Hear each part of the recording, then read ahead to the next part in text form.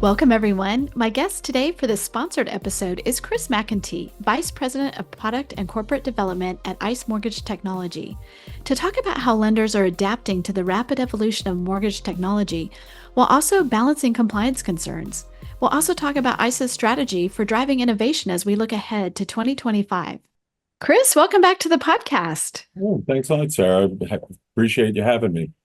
Always enjoy having you. And the last time we spoke, you mentioned the growing adoption of digital mortgages, especially e-notes within the industry. And can you share some of the most significant trends you've observed recently and how those are shaping the future of digital mortgage adoption?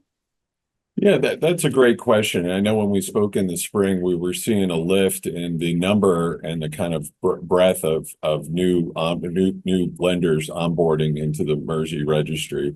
And that's indicative of them starting to adopt e-notes, obviously, as digital collateral. There were a few different factors within the industry that were driving that. Primarily, Ginnie Mae had opened a program where they were really supporting the uptake of digital collateral as beneficial for them and their counterparties. But what was really interesting was a breakthrough that we had in June, where we were working collaboratively with Rocket Mortgage and in particular, trying to facilitate a private label mortgage-backed security. And that was a breakthrough for a number of different reasons. So I think between that, as well as other customers starting to invest in the infrastructure, it's been really a great trend and one that we've been happy to see. I think it's amazing that we just talked in the spring, and I feel like so much has changed in the tech landscape since the spring. I agree. I mean, there's kind of a rejuvenation, which has been really good, I think, in the sense that you had obviously those great years where there was record production, and then the subsequent years where really with rates being so low, we didn't see what we would typically have as kind of a refi cycle. I think a lot of lenders that were looking to the future invested in a lot of new generation technology, and as a result, they're starting to see the benefits of greater productivity. And again, having changes in the counterparty side. What I mean by that is, a new group of warehouse lenders coming into the market, new investors looking at their programs. So what I think is really a great outcome was that as the market shrunk, lenders and stakeholders and everybody in the infrastructure really needed to get creative. And as a result, they kind of looked to a lot of the support services, certainly ICE Mortgage Technology, and say, hey, can you help me do this? And can you help me do this? And so they've been putting together interesting technology combinations.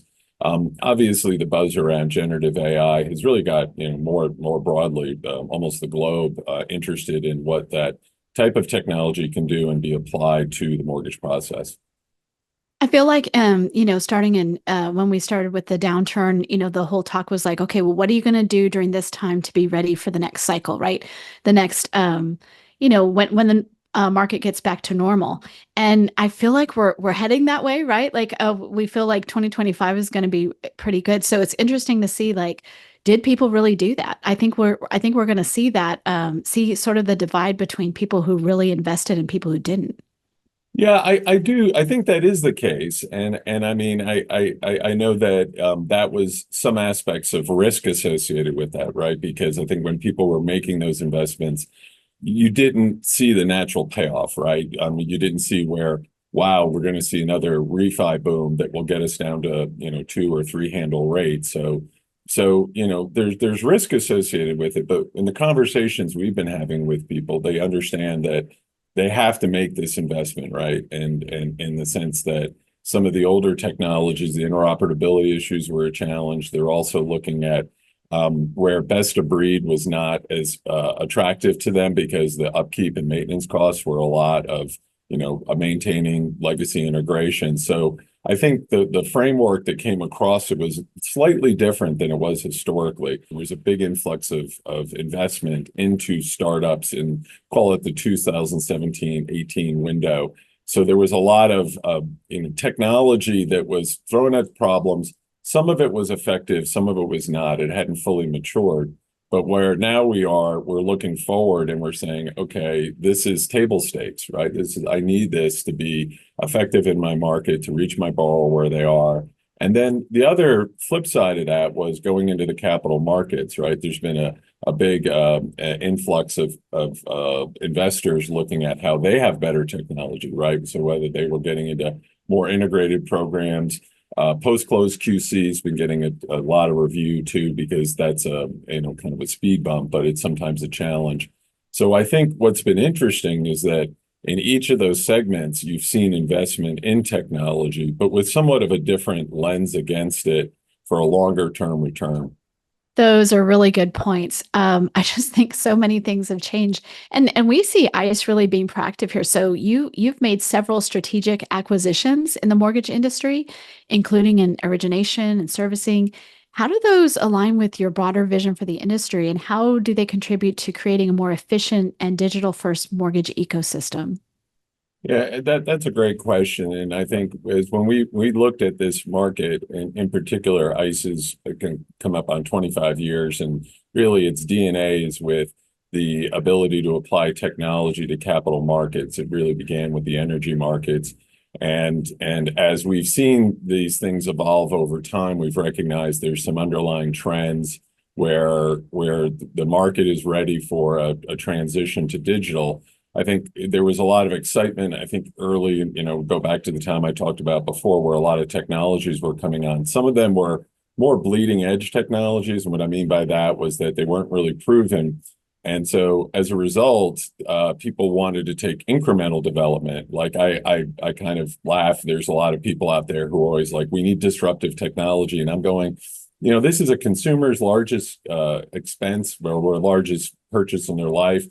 Investors are involved. There's a lot of risk. I don't think people want disruption there, frankly. I think what they want to know is are all the stakeholders supporting the key players in that in an effective way? And the reason I bring that up is that one of the benefits, and it goes back to the interoperability issues, you're kind of having a circumstance where there's a lot of orchestration. That orchestration of various platforms and technology tends to put pressure back on the lender to be that maestro, if you would. The benefit for us is that we say let's kind of technologically take that out of your hands. You're a lender, right? You want to work with your customers, you want to work with your investors and your counterparties. If you have a technology platform where it's fully integrated, it has end-to-end capabilities, and to the extent it still remains open, where if there is a best of breed solution or something comes along where people say, I want to plug that into a certain aspect of the transaction. So I think that's the vision where people can enter into an ecosystem, still have the flexibility of different options they want to choose, but primarily looking at the core technology, solving for a lot of small friction points against the whole transaction. And the other circumstance and really kind of factor that plays into this is, you look across the mortgage ecosystem, there's so many different business models, right? There's delegated underwriting, non-del, there's the warehouse lenders, right? There's non-QM. So there's a lot of also niche execution that needs to be facilitated. This is really where ICE, again, has really been thriving in other markets, and we want to apply some of our thinking to the mortgage market. I think also, too, you see the large investors, the GSEs, making these investments as well. They want to grow. They want to look at different programs, the mission-oriented programs. Some of the pilots that are coming out are, trying to kind of really explore ways of lowering the cost. So you end up with all the features and functionality that a lender would want, potentially at a lower price point, better execution, and then also faster delivery into the capital markets. And coming back to ICE, we look at this as really key to liquidity, right? So liquidity being the idea that assets are fungible. If there's an investor that wants to enter into the market, they're not going to say, well, look, I'm going to go buy a dozen different pieces of technology and knit them together. They want to be able to be turnkey, and we provide that offering. Absolutely. You mentioned MERS earlier, right? Mortgage Electronic Registration System. So let's talk about how the role of MERS has evolved in the context of this other digital adoption, right? What are the key developments that mortgage professionals should be aware of? That's a great question, Sarah. And I think we start with education, right? And I think that's been a really a great aspect of MERS, where it's recognized as an industry kind of utility, open network. And in that sense, we have thousands of users that come on in various degrees of acumen, right? Some are very sophisticated. They have sophisticated lending programs and counterparties. But moving from paper to digital does involve some nuances. These are all legal agreements, right, that underpin so many of the transactions. And that digital divide, if you will, or the digital transition also has to maintain the integrity that we get from, say, wet signature documents, right? I mean, I think everybody knows is, if you show up in court and, you signed and you've got the wet signature, it's like, okay, I have the proof of my ability to either foreclose or modify or do different things with the loan during its life cycle. When you're in the digital world, there's slight nuances. So we start with the ability to be able to inform people how to make this transition. And what we found is over the past 2 years, primarily, we've had a consistent series of educational webinars. Nearly every program we get over 500 attendees. So you think about the industry with, say, 350,000. We're really speaking to a group that says, okay, I want to know how to do this. Then I want to know best practice, because they're going to look to us to say, when you've done something like a novel transaction, that's great. And a lot of lenders in the US are going to say, look, I'm not bleeding edge, but I don't want to cut this from whole cloth. So I'll follow what's been done and what's been created. So we're acting almost as a central clearinghouse for a lot of that know-how on how to change and evolve into the digital infrastructure. So that's one piece of it. The second piece is that around the edges, we've been able to work very collaboratively with a lot of the infrastructure technology that's out there already, particularly e-vaults, right? So e-vaults are really where a lot of the product resides, certainly on the lender side. So the digital e-note that's sitting in their vaults, sometimes broader vaults that have other key documents that are in there, working with the closings where there might be hybrid or a fully electronic execution. And so we're sitting on the other side saying, this is how all these things come together at the end of a transaction, both for the consumer, then into the secondary market. And for a minute, to talk a little bit about the more recent transaction, you ended up where the GSEs, particularly Fannie and Freddie, have really been, they've fostered this for years and decades, right? And they've really gone in this direction. But if you look at it for people who were saying, I have a program and I want to be able to appeal to multiple borrowers, this idea of bringing Ginnie Mae online and then the non-agency market. So this is for closed-end seconds or non-agency eligible collateral. That took a lot of research, R&D, then people trying to say, well, how would this work in the current infrastructure? So partly education, then adoption. And then also too, just people being able to see once they've done the investment, the scalability of this. And I think that's really key, right? So they're not saying every time I do this, I'm coming up with a new, what I call trade protocol. It can go out to multiple investors. So that's been really beneficial. So I think MERS has tried to meet the customers where they're at on that journey, whether they're up there as pioneers and doing kind of new transactions, or they need 101, just very initial, educate me on what is it and why should I care, right? And so I think that's where we've been really successful, because we can kind of go across that continuum with some degree of knowledge and the ability to be able to look at different technology configurations, but still support them.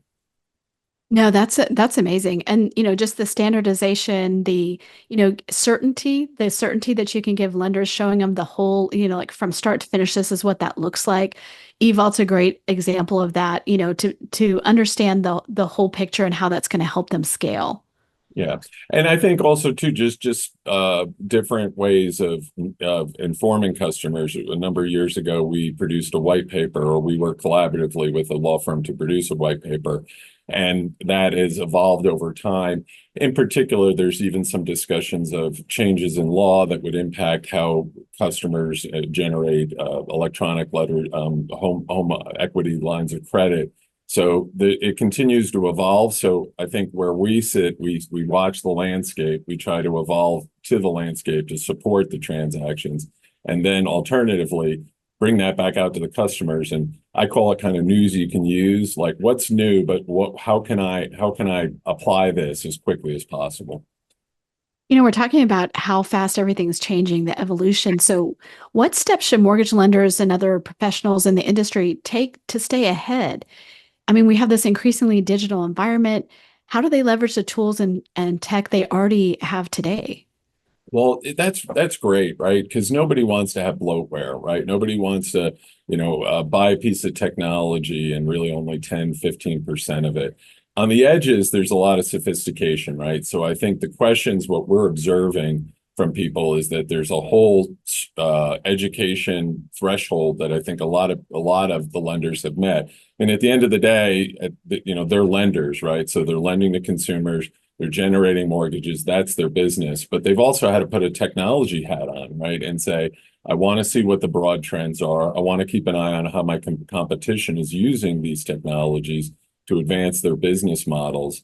And then that goes back to the item I talked about earlier, where there's a lot of different business models.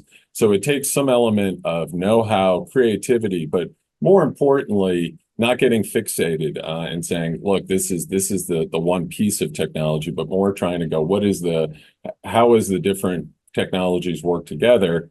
And then also too, just be able to get into production mode, right? I think we went through a stage where early on, and I call it maybe 18 or 19, a lot of people who were going digital would come on and put together a transaction. At the end of the day, when you really looked under the hood, it was a lot of disparate systems that were accommodating. It was digital, but what really wasn't straight through processing as we would think about it in the securities industry.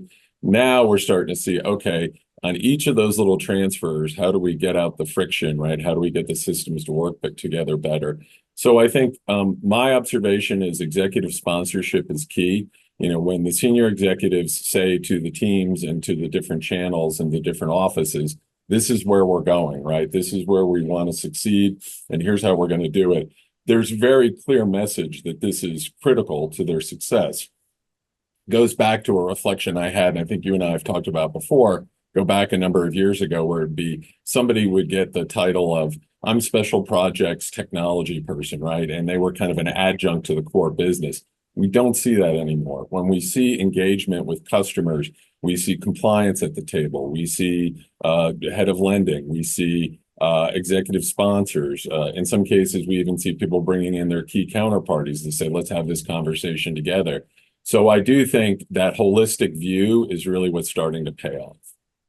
Well, I mean, you even see that with different lenders, bringing in people, senior leadership, people who are really tech, their background is tech, not so much mortgage. That's a great observation, Sarah. I think and you see that in some of the people who are coming into the industry in executive levels, either coming from Silicon Valley or coming from startups or coming from, they say, adjacencies in lending or investing. And the same thing is on the other side, in the investor side, right? We at Intercontinental Exchange, we run the New York Stock Exchanges, and we have a lot of listed mortgage REITs on there. They're a big capital formation vehicle. And what does the U.S. housing market needs? It needs capital, but it needs capital in various different ways for different product segments. The other thing we've really been able to see, which has been fascinating, is home builders, right?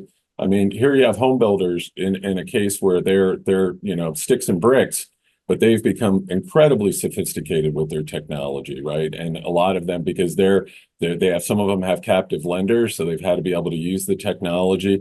I mean, some of the use cases where we've talked about them working out the kinks and the frictions to be able to really provide a holistic view to the first-time home buyers has been fascinating, because they've really brought together both technology and customer interfaces, along with really building units. So I think, there you have a case where it wouldn't come to mind that these are technologists, but they really are.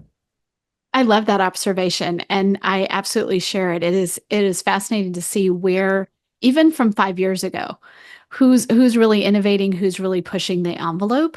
It's Mhm. coming from some interesting places these days.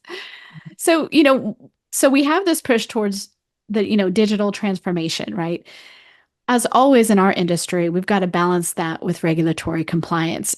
So how is ICE ensuring that that innovation is balanced? And what are some of the critical compliance related challenges right now that the industry needs to navigate? Well, that's a great question, right? I mean, we operate in many, and this is Intercontinental Exchange broad, and this is why we really are confident about some of our expertise, is that we work globally. There's lots of regulatory frameworks. I look at them as both overlays and foundational, right? In some ways, all the structure has to be around regulatory compliance.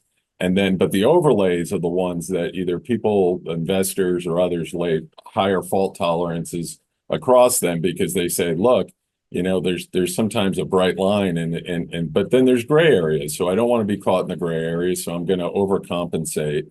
And so it creates a level of intense complexity because, you'll have some lenders who'll say, I'm okay with that risk. And, that risk might be gray, but here's how I'm interpreting it. Then you have others who say, nope, I'm not going to go anywhere near that. So I'm going to create other, tolerances. So I think when you look at it, plus it's also very organic and dynamic, right? We all see where new rules are coming out all the time, both on state, even local levels, and then from federal regulators, some having direct access to our customers, some coming through called maybe a vendor network because they see the impacts on consumers. So, and go back to the analogy I used earlier, these are lenders, right? They're full-time business lending. It's not compliance, but compliance is so critical, right? Because if they don't get it right, they get fines, exams, and other consequences. So I think the posture that we've been at Intercontinental Exchange and ICE to be able to provide tools that are focused on compliance on an automated basis. So they run behind the scenes. They provide reports, and I call it red, green, yellow, right? And does this need exception handling? Is it getting a yellow flag? So I have to get kind of a human in the loop, which is the buzz nowadays, especially with the new automated tools. So somebody who's going to say, look, I'm going to apply judgment here. And then other cases where a large production of my volume can go through. I have the reports in the event that I have to go back and look at it. So I have audit trails. I have, again, reports, and then constantly adjusting this. This has been one of the challenges we've seen in the use of, say, AI, right? And where the new generation of AI, people said, oh, I've got an AI tool that can, apply to that. But on the other hand, would you really delegate that to something of that sophistication? I mean, yes, the technology improved. So what you have is you have a tool, but then the tool can inform better decisions and help you scale better. But I also think it's a little bit of a challenge, right? You have this push-pull in policy, and you see it almost every day in Washington, where we want lower cost of production, but yet we're going to tap the brakes and put parameters around some of these newer generation technologies. Historically, where we've seen better adoption and evolution is some very explicit acknowledgement of safe harbors. And what I mean by that is the willingness for regulators to say, look, we think this can solve for some of these issues that we need to see that advance policy goals, but we're not going to have a gotcha lens against this in the event that somebody adopts something and it doesn't play out the way they have. I think you've seen this with facilitation of some of the hackathons, right, with FHFA, other groups where they're trying to open the dialogue a little more, but it's very, very complex. And so I think that's where I think working collaboratively and making sure that the lender is in the best position to produce the best loan within all the regulatory confines. And to the extent that they're not feeling that, oh, okay, this is going to increase cost, right? Because you do have that tools. The exception handling is going to be just that. It's going to be exception handling. 2-3% of the loans kick out because of just interpretation. But it's also really our appeal, both as an industry and individually, to go to the policymakers and go, what would you like? I mean, I use as an example what I heard in California. I was recently at the Western Secondary, and the interpretation of a constraint they put against generative AI might impact digital the underwriting engines at the GSEs. Now, this is technology that's been in the market for almost 30 years. And so you go back and say, well, do we really want to slow these innovations down, or at least ones that have been widely adopted by the industry? So a lot to understand there. And I think that's where, I always recommend when I talk to people in some of these conversations, get in there, learn what the technology is, pull up YouTube videos, try and learn, but also use that ability if you're a lender and you have access to policymakers, and the trades are great on this, the state trades, really explaining the consequences of not adopting some of these things that can really help the borrower out in a very challenging market. I just couldn't agree more with all of that. That's so interesting. I was at the FHFA tech sprint, and one of the things that came through was that need for the human in the loop, right? Still, and also the fact that all of that Gen AI, it's not set it and forget it. And so that's a little bit that's a different philosophy than like, okay, we're just going to get this. Okay, the tools, we're integrated. Let's go. It's like there's really no endpoint to that integration in some ways, right? To make sure that it's training right, you're getting the right results, things are moving the way it's supposed to. And I think that's a big change.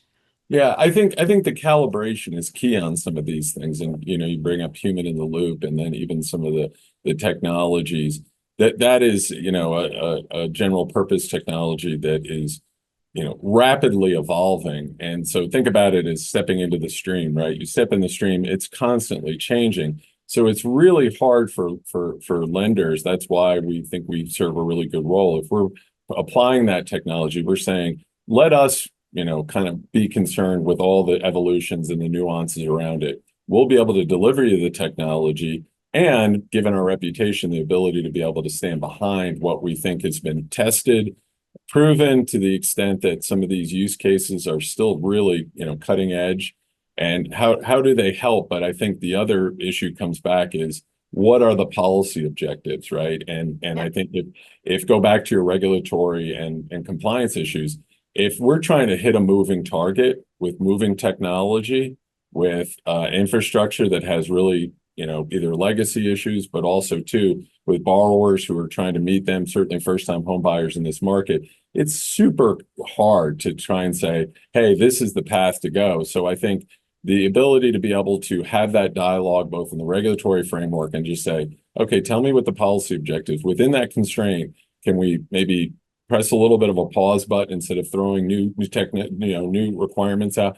Because the fact of the matter is, if you have, let's say, a new rule comes out, that rule will go into a technological review, right? A product manager will go through. They'll figure out what the impact is on product. It gets on a development phase. Even though the technology is automated, to actually code to that and to build it is a 6-8 month release window. We've got to test it. We've got to do all these features. So on the face of it, it sounds like great new technology. Let's push it out. But when you're pushing it out at scale and you're trying to move a lot of different customers and configurations along, it really helps to be able to have a longer vision. And I think that's where we're able to be great partners there and say, here's the vision that we have. Here's how we're supporting your business. And here's how you can move forward with less risk. Amazing insights there. So let's look toward 2025, right? You've already talked about some of the key challenges and opportunities in adopting digital tools and processes, and it's not like those are going to get, necessarily any easier as we look into 2025. What are some of those, and how do you think lenders out there should be preparing? Well, and that's really a great question, right? So if you think back, and let's just do a little walk back, what was when I've been in the industry for certainly over a couple decades, and when the rates started to reverse, people, a lot of the people in the industry were like, okay, well, we'll go through a cycle. That cycle is extended further than I think anybody really thought, right? We had years of lower and lower production, partly rate driven, partly refis, not as much because people were in 2-3 handle coupons. And so I think now people are looking forward and saying to what we talked about earlier is I can't sit on the fence, and they're not, right. The thing I love about this industry more than anything is it attracts an entrepreneurial perspective. And when I go out, I meet customers, you talk about their business. Oh, my father started this lender 30 years ago, and, brothers and cousins. And so there's this kind of evolution that occurs even within the organizations. But I think the entrepreneurs in them are always saying, hey, look, we're going to find a way to make this work. And as a result, I think they're forward looking. They're going to look to 25. I think we've seen some signals from the Fed where there's potentially lower rates. The market's already I think priced in at least 25 basis points. How that plays out longer term in terms of offering a refi, say, cycle that also helps with balancing cost and cost structures of lenders is still to be determined. But I think the key is that for looking into 25 is where am I going to meet my customer, right? Where am I going to meet my first time home buyer? Where am I going to the extent that somebody has to refi because of a life event or because of some other circumstance. I think you're also seeing this in greater adoption around home equity lines of credit. There's a lot of equity built up, but when you look at the blended rate between somebody who might have a 3% fixed rate mortgage and they're borrowing a quarter of what they did at probably twice the price, if you look at the cost of money, it's really hard for them to get their hands around it. But also what we're seeing is people understand this might be the new reality. So let's get in the market, offer the incentives to get people who want to borrow and make improvements, say, into their property. So I think really sharp product selection. I think making sure your talent, especially if new talent comes into the industry to address some of the capacity, whether they're well educated, well informed about, and certainly fulfilling a lot of the responsibilities, and then giving them the tools like we talked about earlier, where they say, look, I can just plug and play. I can worry about my customer. I don't have to worry about marketing programs and these other things. I know that they're going to work. They're going to bring people into our funnel. So I think really looking at across their enterprise holistically, where do I want to invest to stay in my market share or grow my market share? What product suite do I need to meet that consumer where they're at?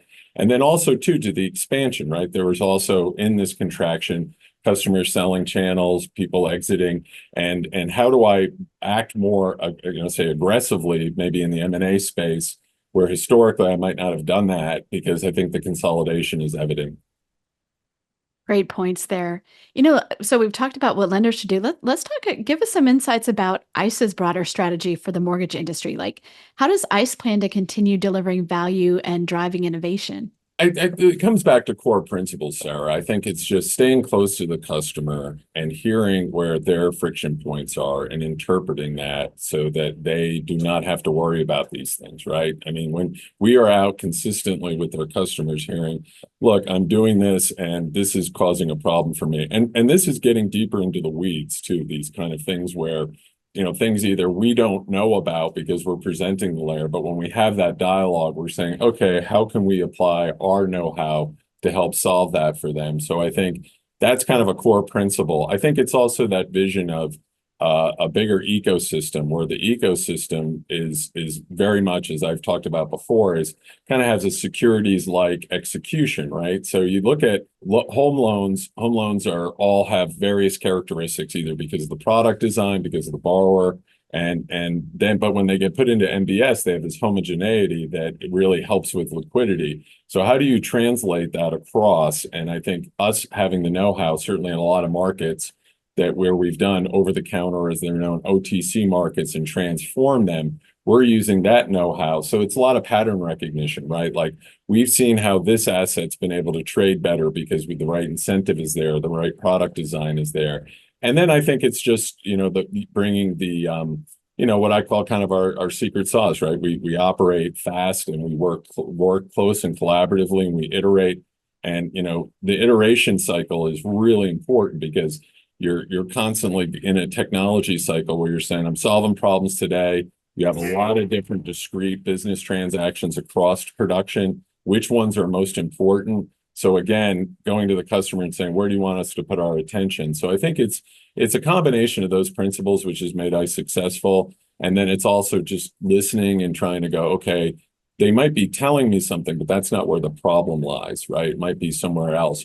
Or alternatively, we say, if you're working with this counterparty or this vendor or whatever, if we did these things to help that relationship, would it improve? So it's multi-threaded, but it's all starts with just listening and being responsive. Chris, I've enjoyed this conversation so much. Thank you so much for sitting down with me, talking through this. It's been really great. It's always a pleasure, Sarah, and appreciate you giving me the opportunity. Look forward to engaging more and hopefully more improvements and more growth in the sectors that we've talked about in terms of adoption. And really thank you to HousingWire and yourself. Appreciate it.